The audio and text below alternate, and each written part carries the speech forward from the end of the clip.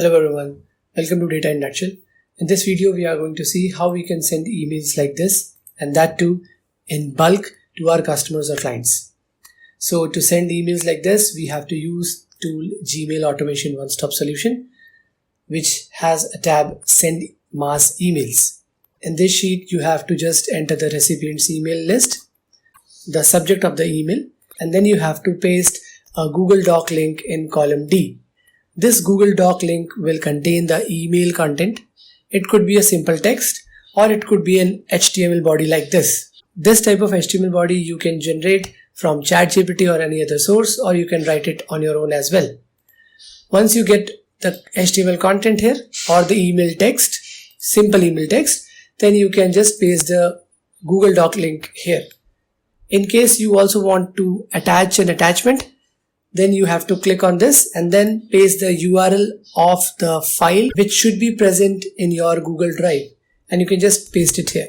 So for this sample, I'm just unchecking it, and now we have two more options here. That one is email batch count, which should be greater than 0, for example 10, and cell B5 contains the number of emails which are left in your Google email quota limit for today. So for now we can see that there are 69 emails that we can send.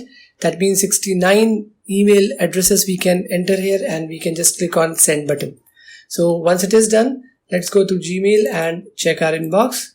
Okay, there are no mails as of now. Then now go and click on send emails. Once the script is finished, you can see a new email has been sent. Click on this, and this is your beautiful email for your clients. You can also make it clickable like this. Visit our website, just click on it, and it will open the product page as well. So with this tool, you can send bulk emails, and just to make sure that your email address does not get banned from Google, for that we have given this option at B4. Instead of 10, you can set it as 20, 30 or 40, depending at which rate you want to send the emails, but make sure that it is not above the remaining quota. Thanks for watching. Have a nice day.